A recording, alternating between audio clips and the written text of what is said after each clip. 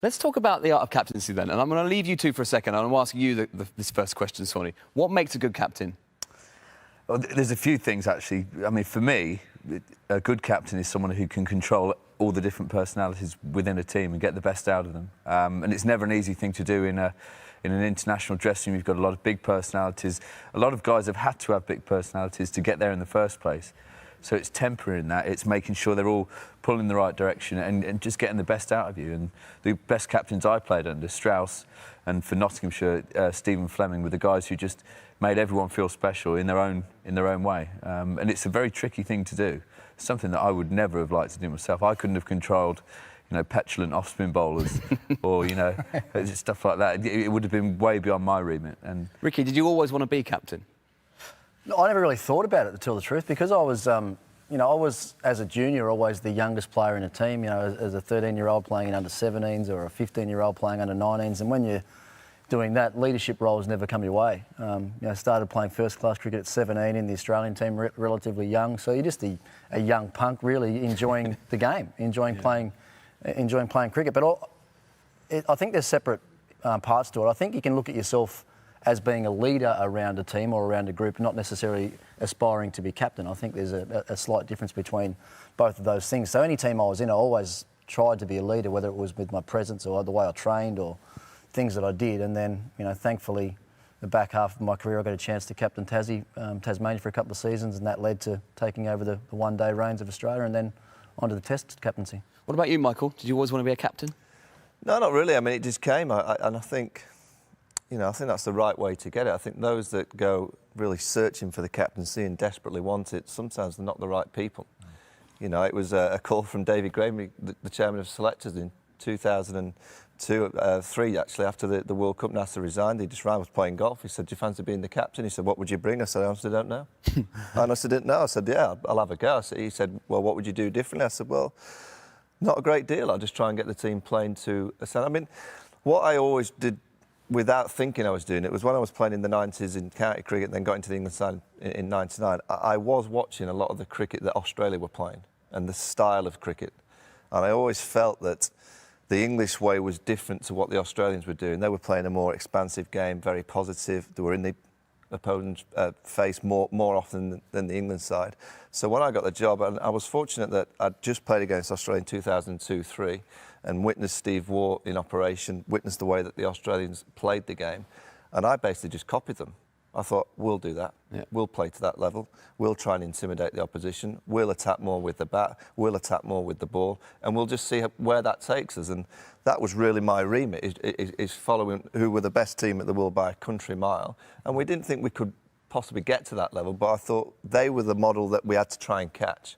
They were the team that were scoring quicker than anybody else, getting the opposition out quicker than anyone else by being aggressive with their field placement. I thought, we have to play that way if we're going to try and beat them in 2005. With that style of captaincy then, Ricky, is that how you're taught in Australia to captain? Well, you're taught to play that way, first and foremost. I think the captaincy comes through from your upbringing, or the captaincy traits come through from your personality and your upbringing and the way you learn to play the game. And certainly in Australia, we're brought up to play a very aggressive style of the game. When I say aggressive, it's about scoring runs quickly, putting pressure back on the opposition, setting aggressive fields, trying to intimidate with the ball. And Rob Marsh made that really clear to me my first year at the Cricket Academy as a 15-year-old boy. He sat us all down at the start and said, if you boys, by the end of this training season, can't score 350 runs in a day, then you might as well pack your bags up and go. And that was in, 1990. And that was how we were taught. In England, that'd be, if you're 85 not out of the clothes, you've had a good day's cricket. Yeah. That's just how we were brought up. And I was 15 years of age, and I had to try and find a way that I could score 150 by myself in a day's play, and that's the way we went about it. That also actually raised a good point as well. If the captain is a very good player and he's scoring runs, as a member of the team, I always consider myself a bit of a lieutenant. I'd give advice, whether it's taken or not. But if you've got a captain who's always the one who rolls his sleeves up, scores runs when it's tricky, or leads you through tough periods, that gives the captain a lot of kudos within the ranks. You always want the guy to be not necessarily your best player. And in England, we fall into a trap of, oh, he's our best player, so he should be captain, which is what we'll probably do with Joe Root. I don't think they ever should, because I don't think his personality suits captaincy, suits leadership. But if your captain is leading from the front, when Strauss was captain and doing really well for a long time, he'd go out and open the batting against the new ball and he'd take on anyone and he'd score runs. He'd become a very popular man, especially amongst your bowlers if you're scoring big runs. Well, with that in mind, then how did your captaincy evolve then, Michael? And when it started affecting other parts of your game, how did you deal with that? Well, that's the most difficult element of the job when you're not scoring runs yourself, yet you have to be that pivotal figure in the dressing room. And I always used to think that as a captain, you've got to have your different caps. So you have to have your batting cap on. You know, when you're batting, you're just a batsman. You know, and when I played at my best as a captain and the batsman was I got into the dressing room and I gimmicked putting my batting cap on. I said, right, I'm just the batsman now. And then you, obviously, when you're on the field, you're the captain. You know, away from the actual playing days, you're in the hotel, you're on the phone to the players. And I think that's the key. I mean, Swanee said it at the start. I went out of my way to find out absolutely everything about the players I was captaining. I wanted to know the person. You know, and I think that's one of the main tips I would give any young aspiring captain is try and understand the people you're leading. Try and understand the personalities that you're leading. Because when the pressure's on, the more research and the more you've got to know that person, the better you can manage them under pressure. So for me, it was all about knowing the personalities. We stated the way that we wanted to play. And with that, by giving it direction, that's the brand, these are the personalities, I know everything about, and went to great lengths. I mean, it took a few 3, 4 a.m. nights out with Freddie Flintoff to get to know him properly, I have to tell you. I mean, Did you remember it, though, after? No, I didn't have a clue. But that's what I did. I tried to find out everything, and then the team kind of followed because it was just different. We were doing something that England had never done before, so it was kind of cool at the time. Well, it's actually amazing you say that, Vaughan, because I've never heard anyone else say that, captains, but that's exactly the way I went about it as well. If communication becomes such an important part of leadership or captaincy, how can you communicate well with your players if you don't know them well? Absolutely. You know, if you don't know their personalities, what makes them tick?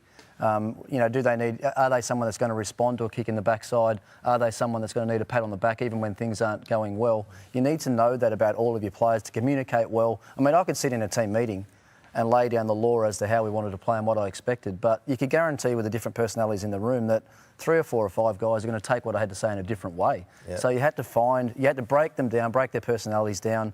Only way you could do that was by spending a lot of time with them.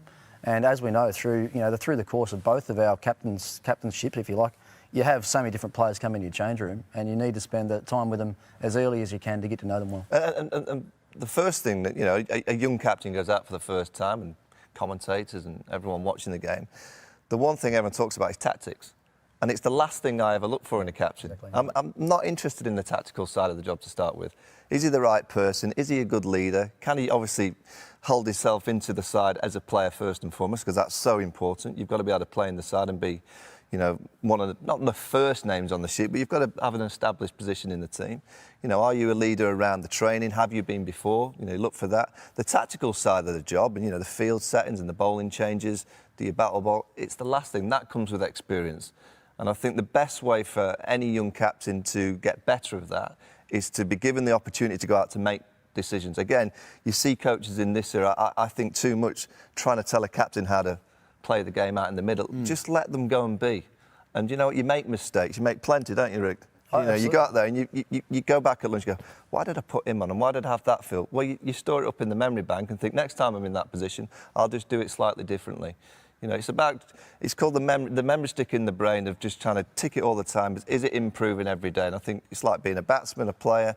You've got to always try and improve. And the only way you do improve is by making decisions, making mistakes, and then, you know, learning the lessons from them. More so than in any other sport, really, cricket, the captain had played such a crucial role, the most important role, really, in any sport, I would say. And I suppose it's that weird balance between being the leader, leading the gang, but also being very selfless and seeing what everyone else is up to. I suppose that's quite a hard part of it. Well, I think the easiest way to address that is you don't change yourself as a person once you become the captain. That's a really important thing. When you're a captain of a team, you have to remain the way you were before you were a captain. If you don't, and try and take yourself or elevate yourself to another level. Out, don't you? Well, you just lose respect of everyone, don't you? The people that you're trying to captain, they're not silly. They identify changes really quickly, and because you're the captain, they're looking at every move that you make day in, day out. What time do you get to breakfast? Are you on the training track first? What are you saying in the media? Your players are watching everything that you do. So yes, that's the balance: is remaining one of the boys, but wearing the captain's hat around is probably the biggest challenge in the job. That's a massive thing that Ricky said there. Something that Michael did, and he's said it out loud before, that he made a conscious effort to never look down when he was on the field, no matter what happened, no matter, if a bowler bowled a particularly bad ball or whatever, never kick the ground, never look down, because the players look for a leader in that situation. Things happen on the field, and it is an emotional time. The guy who's leading the whole thing, who can stay calm throughout everything, is a natural-born leader. That's something that Vaughan did, and that was brilliant for England through a long period of time. I think what the most important thing is, you've got to understand that you're representing your country. It's a big pressure in itself. And then you put yourself into the players' position. They're under huge pressure. So I used to think in the England dressing room, they don't need any more pressure coming from me. They've got the pressure from their own mind. They're all putting themselves under pressure because they're desperate to do well. Then they've got the media pressure. They've got the pressure from 30,000 people watching, millions on the TV. So my thought process was, I've got to dampen down the pressure. I've got to release the pressure. So I try to make it as relaxed as possible. And players who played in an expansive way, I would encourage them to play even more expansively. The Freddie Flintoff, Kevin Pitt, I would encourage them to attack even more so. Because I thought it would be a way of releasing their pressure zones to go out and play in a way that I knew they enjoyed playing. I think, again, at the highest level, it's so stressful and pressurised. I think sometimes we can forget to enjoy it. Yeah. You've got to be telling your players, look, lads, it's Australia, and you're going to have to wear a few from Brett Lee. It's not always enjoyable, but if you can try and enjoy it and have that mentality of getting out onto the field to enjoy the game, there's a better opportunity that you're probably going to be more successful. There's been a lot of discussion about this at BT Sport Cricket on Twitter, if you want to get involved in the conversation. AS Malik says, Ricky, most difficult player to captain? Which one? Can you ask Vaughan that one? That's straight at you, that. Thanks, Mr. Malik. He's straight in there with that one. No, I'll tell you, I'm going to make a bit of a joke of it. Glenn McGrath was the hardest player for me to captain. I mean, everyone would sit back and think that he's the easiest. You give him the ball, you come on, he'd do a job for you. And yes, and that's right. But at some stage, you had to try and get the ball off him as well. You had to try and get the ball out of his hand. And I'd tell him, that's enough, mate, have a rest there. And for the next 10 or 15 minutes, he'd be walking around with his sleeve over his mouth, calling me every word under the sun, standing down at that fine leg. He'd be abusing all the crowd when they're into him because he wasn't bowling. So, interesting to hear yours. Would he make you pay in the nets the next day? No, I wasn't too worried about facing Glenn in the nets. But if it was McGrath or Gillespie or Sean Tate or Mitchell Johnson or one of those boys, it was a bit different. I think it's hard to say one. I think every single player in the team will cause you some stress at some time. And even the real nice lads, Andrew Strauss, poshest lad in the world, but even at times Strauss might have been quite tricky because he had low moments. Ashley Giles had low moments, and they're the times that you really get tested as a captain, is to try and calm a player that's under pressure. The pressure saying he shouldn't be. I remember in 2005 we lost the first game and all the headlines. David Houghton, the Zimbabwe ex-player, said that we were a 10-man team because Ashley Giles really was a waste. He was a wheelie bin. And all the headlines were about the wheelie bin, and I thought, it's a bit harsh. You could sense at Edgbaston when we arrived that he was pressured, and, they're the times as a captain that you have to realise that there's always one or two players that are under the pressure zone, and they're the times that you have to spend a little bit more time with those types of people. Another question here, a really good question actually, this from Team RS. Thank you very much for your question. How did you/your teams deal with external/internal pressure? Well, I think teams, when they're at the best, they don't even look to the external stuff because it's not important. Doesn't matter. It doesn't matter. You can't control it. I mean, it's the old psychologists who come in and say, control the controllables. And, it is actually true when he said, but when the teams aren't in a good position, not playing well, it does affect the team. Headlines and stories and comments do affect individuals, which end up, and I think that's one of the big things that I would try and do, is that a lot of it's the team ethic, the team talk, the team do this. But my philosophy was purely to get the individual playing well. Really focus on the individual. The individual plays well, there's a better chance the team will play better as a collective. And, all these kind of things, whether it would be from the press or internally, there might be a fallout, a clique developing. They're the hardest things, I think, as a captain that I've found, when little things happen in the team which you think, that shouldn't be happening. No one really knows about them, but it's affecting the side. I felt that was the hardest part of the job. And to you, Ricky? Yeah, it was always easy if there was negativity around the team, if it was directed at the captain. If it was directed at me because I hadn't done certain things right or I wasn't getting the right performance out of the team, then that was easy. But when it was directed at 3 or 4 of your players that mightn't have been going so well or had been under pressure, I would still then, I like to be a bit of a guardian and a protector of those players. Because at any given time, you're going to have 4, 5, 6 players in a test match that actually haven't performed well. And that might go over 2 or 3 games. So for me, I would try and take, if it was a press conference that, you know, if Shane Watson hadn't performed in a couple of games and the press wanted to talk to him, well then no, I'll go and do that. You ask me the questions about Shane Watson, I'll try and take everything off or the pressure off these certain players where I could. So as a captain, you do become a guardian for your players as well. Well, we could talk about this for a long, long time. I'm sure we'll pick it up again as the winter/summer progresses. But I want to just talk about maybe winning battles and wars and things. Maybe you won the War of the Ashes, Vaughan. Oh, here we there go. was a Look at particular that. What have we got here then? There's a particular battle which is on the screen right now, which is a famous moment. So I think, Ricky, I'd like you to talk us through the moment. Oh, well, we've been talking about quality swing bowling, haven't we, in Perth over the last couple of days, and just so happened that I bowled a couple of in-swingers in a row to Vaughan and then just won a little bit more outside off stump, back of a length, went away and just found the outside. I'm dead honest, right? You look like Steve Smith. No, but yesterday, Swanee, let me you? say, the press were on you at that time, weren't they? I was feeling sorry for him. I just wanted to give him a... That's the only time he smiled in 05.